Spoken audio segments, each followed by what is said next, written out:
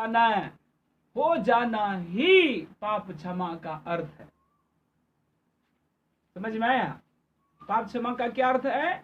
शुद्ध विवेक से परमेश्वर के बस में हो जाने का अर्थ है पाप क्षमा।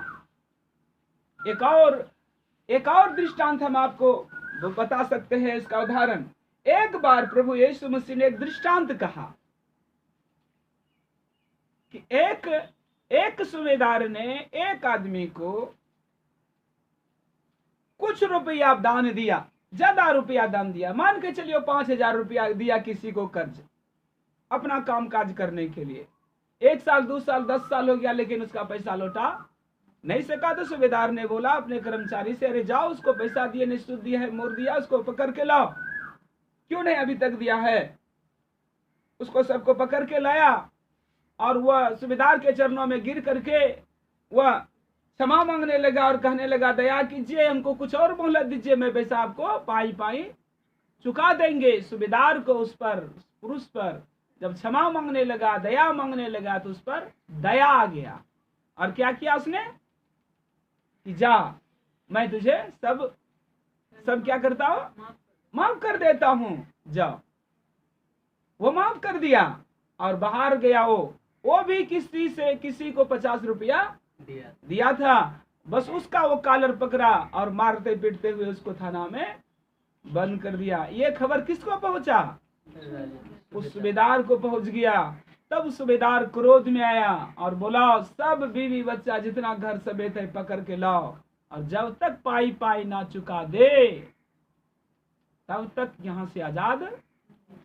अब क्या हुआ? क्षमा हुआ?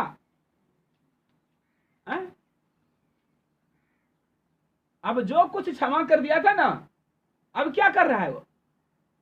वही दंड उसके ऊपर। पाई अब क्षमा नहीं। जो क्षमा किया था वो समझ लिया था मेरा क्षमा हो गया, अब तो क्षमा हो गया, अब हम पाप भी करेंगे तो चलेगा। ऐसा नहीं हुआ। जो क्षमा किया गया था वो बिन क्षमा कैंसिल हो गया।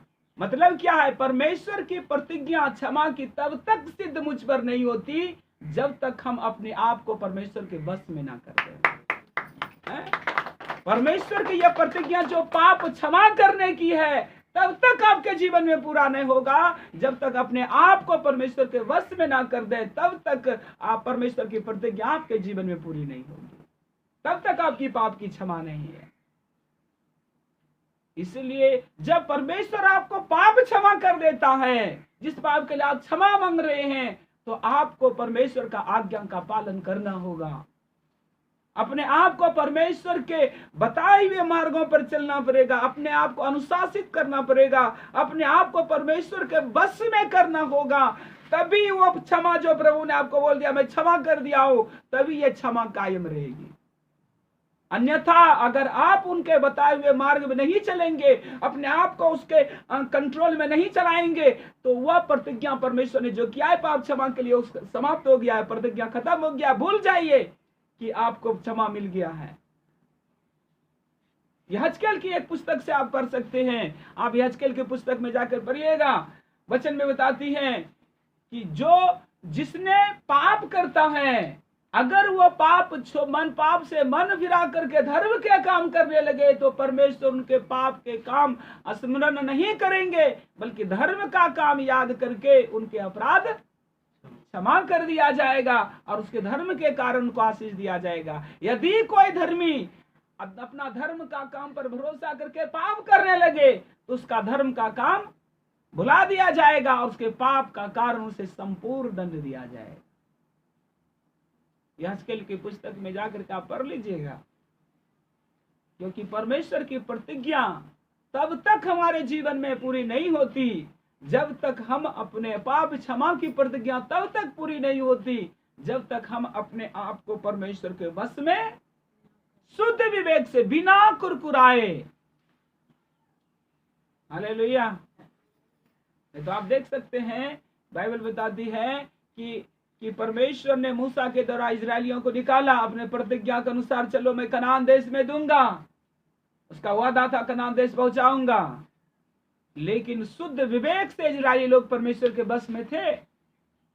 जहां जाते थे, चलाने के लिए चलते थे, जाते थे, लेकिन शुद्ध मन से नहीं, कुरकुरा के चलते थे, विरोध करते थे, बार बार अपने पुराने स्वभाव में लौटते थे, बार बार दंगा करते थे, विरोध करते थे। परमेश्वर उसे सब कुछ सहता रहा, सब कुछ देता रहा, लेकिन जाने प्रतिज्ञा जिसके लिए परमेश्वर ने किया था उसको पूरा नहीं किया। आ गया समझ में? क्योंकि परमेश्वर की प्रतिज्ञा तब तक उसके जीवन में या हमारे जीवन में पूरी नहीं होगी जब तक जिसने प्रतिज्ञा किया वो सच्चा है। जिसने प्रतिज्ञा किया है